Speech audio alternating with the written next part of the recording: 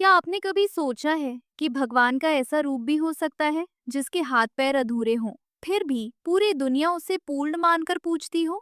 ओडिशा के पुरी में स्थित भगवान जगन्नाथ का मंदिर केवल एक मंदिर नहीं, बल्कि करोड़ों भक्तों की आस्था का जीवित प्रतीक है।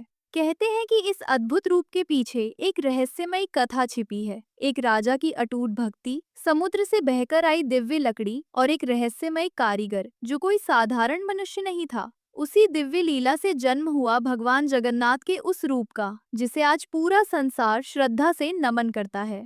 तो चलिए जानते हैं वो कथा क्या है। उससे पहले हमारे वीडियो को लाइक करें और कमेंट में जय जगन्नाथ जरूर लिखिए। आपकी एक कमेंट से हमें बहुत अच्छा लगता है। और चैनल को सब्सक्राइब कीजिए ताकि ऐसे और वीडियो आपको मिल सके। जब सृष्टि का कोई नामो निशान नहीं था, जब समय भी अपनी चाल चलना नहीं सीखा था, तब केवल एक ही शक्ति थी। वो थी परम प्रेम की शक्ति। वही प्रेम जो आगे चलकर भगवान जगन्नाथ के रूप में प्रकट हुआ। कहते हैं कि भगवान जगन्नाथ केवल एक देवता नहीं, बल्कि स्वयं भगवान विष्णु का ऐसा रूप है जो अपने भक्तों के प्रेम में बंध जाते हैं। ओडिशा की पवित्र भूमि पुरी में समुद्र की गर्जना के बीच खड़ा जगन्नाथ धाम केवल एक मंदिर नहीं, बल्कि करोड़ों लोगों की आस्था का धड़कता हुआ हृदय है। हर सुबह जब सूरज की पहली किरण मंदिर के शिखर को छूती है, तो ऐसा लगता है मानो स्वयं देवता धरती पर उतर आए हों। बहुत समय पहले मालवा के राजा इंद्रद्युम्न एक महान विष्णु भक्त थे। उनके मन में एक ही इच्छा थी, वे भगवान को ऐसे रूप में देखना चाहते थे जिसे पूरी दुनिया पूजे। एक रात उन्हें स्वप्न में दिव्य संकेत मिला कि समुद्र के किनारे एक अद्भुत देव रूप प्रकट होगा।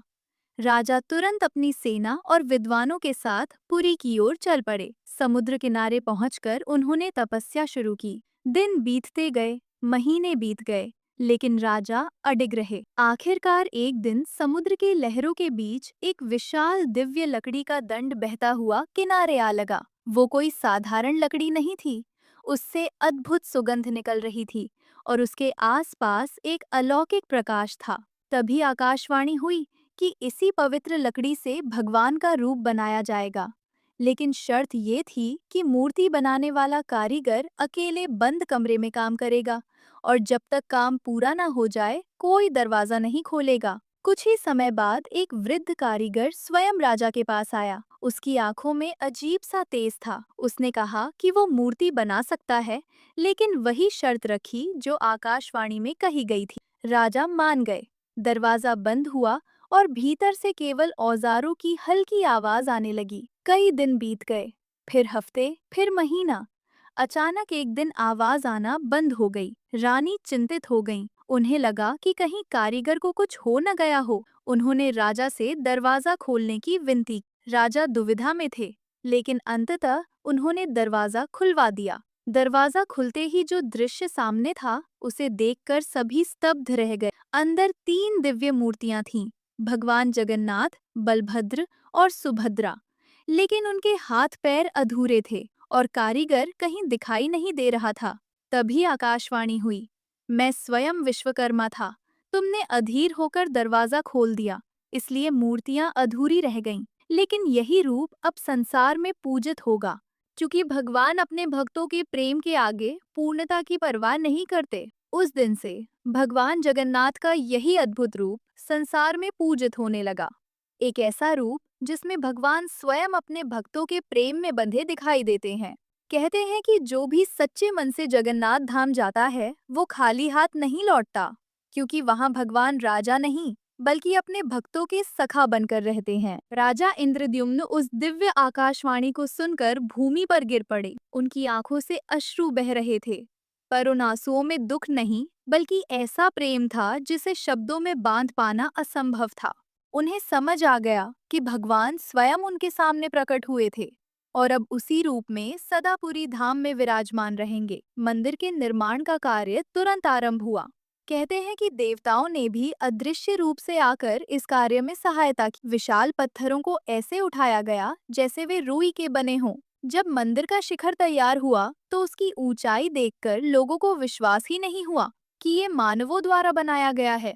समुद्र की लहरें मानो हर क्षण उस मंदिर को प्रणाम करने आती थीं।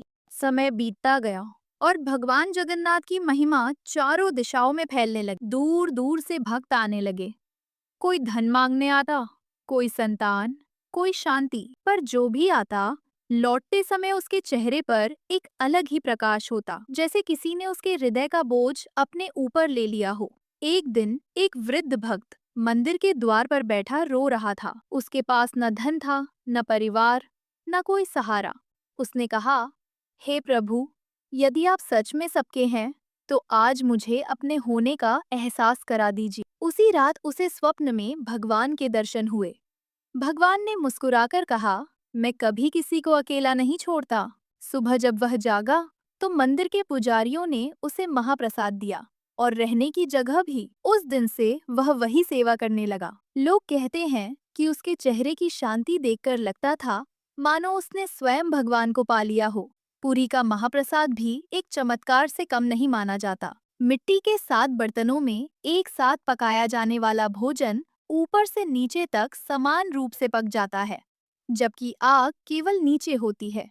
वैज्ञानिक भी इस रहस्य को पूरी तरह समझ नहीं पाए। भक्त इसे भगवान की कृपा मानते हैं, क्योंकि वहाँ पकने वाला हर दाना प्रसाद बन जाता है। फिर आया वह दिन जिसका इंतजार हर वर्ष लाखों लोग करते हैं, रथ यात्रा का दिन।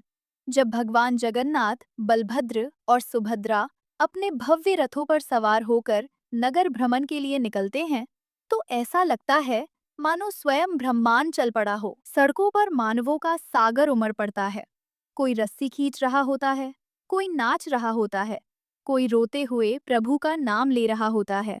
कहते हैं कि उस दिन भगवान स्वयं अपने भक्तों के बीच आते हैं, क्योंकि हर कोई मंदिर के भीतर नहीं जा सकता।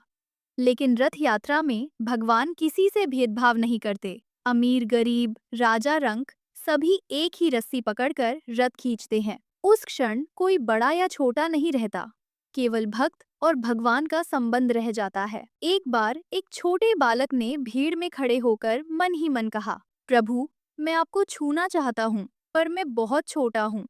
अचानक भीड़ में हलचल हुई और वह बालक आगे की ओर खिंचता चला गया। कुछ ही क्षणों में वह रथ के बिल्कुल पास था। उसने हाथ बढ़ाकर रथ को छू लिया और उसकी आंखों से आंसू बह निकले। उसके माता-पिता जब उसे खोजते हुए वहां पहुंचे, तो वह मुस्कुरा रहा था, जैसे उसे जीवन का सबसे बड़ा उपहार मिल गया हो। रात होने पर जब रथ यात्रा का शोर थमता है, तब पुरी की हवा में एक अनोखी शांति छा जाती है। ऐसा लगता है जैसे पूरा नगर किसी दिव्य आलिंगन में सो गया हो। मंदिर के भीतर दीपों की लौ धीमे धीमे जलती रहती है, मानो भगवान स्वयं अपने भक्तों को निहार रहे हों।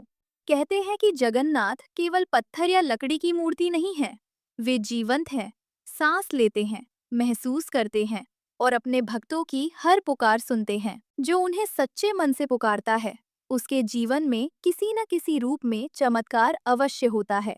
और यही कारण है कि सदियों बाद भी पुरी धाम का आकर्षण कम नहीं हुआ।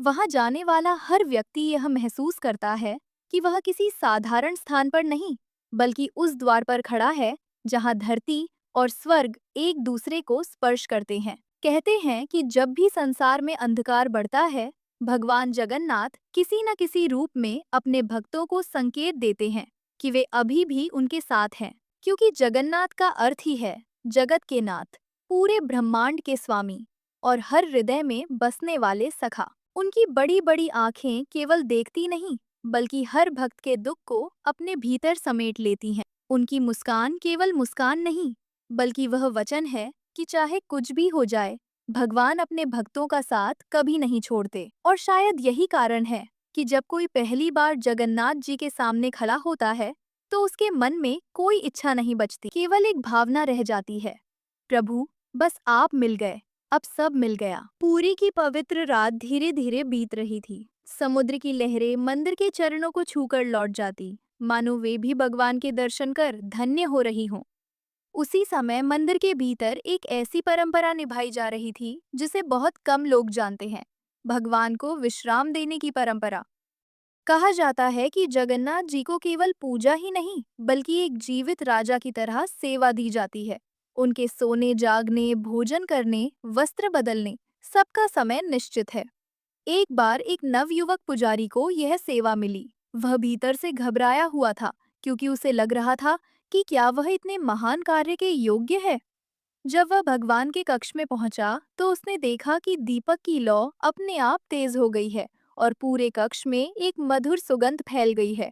उसका भय तुरंत शांत हो गया। उसके हृदय में एक अनोखी शांति उतर आई, जैसे किसी ने उसके सिर पर हाथ रख दिया हो।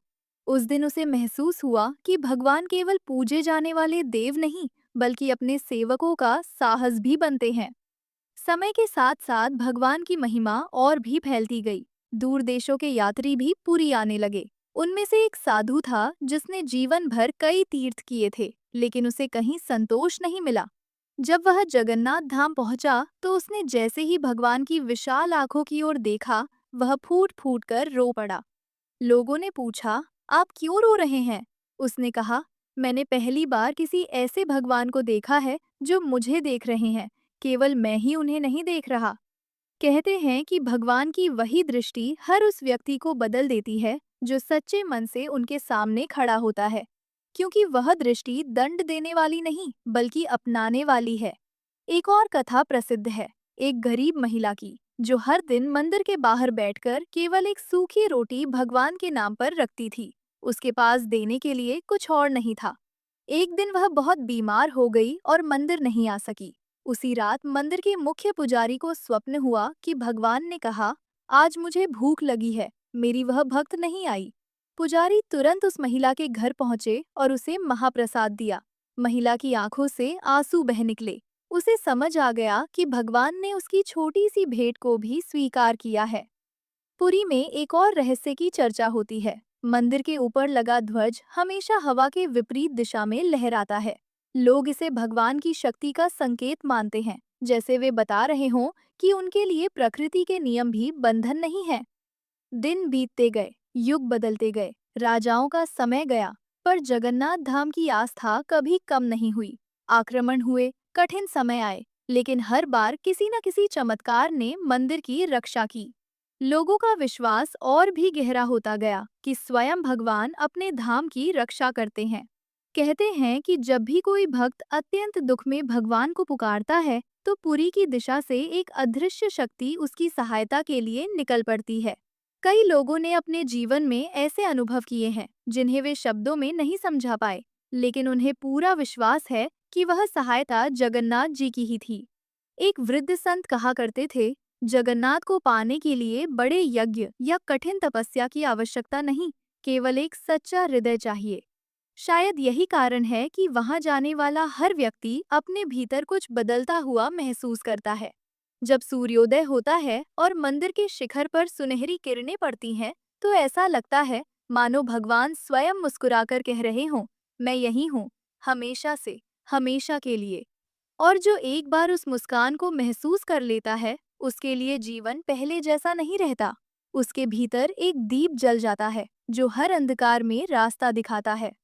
कहते हैं कि अंत समय में भी जो व्यक्ति भगवान जगन्नाथ का नाम लेता है, उसकी आत्मा को भय नहीं सताता, क्योंकि वह जानता है कि जगत के नाथ स्वयं उसे अपने धाम की ओर ले जा रहे हैं।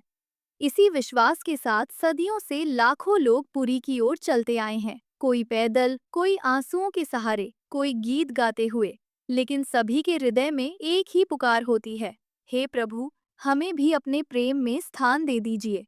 और शायद यही जगन्नाथ की सबसे बड़ी लीला है। वे किसी को खाली नहीं लौटाते, पर देते वही है जो भक्त के लिए सबसे आवश्यक होता है।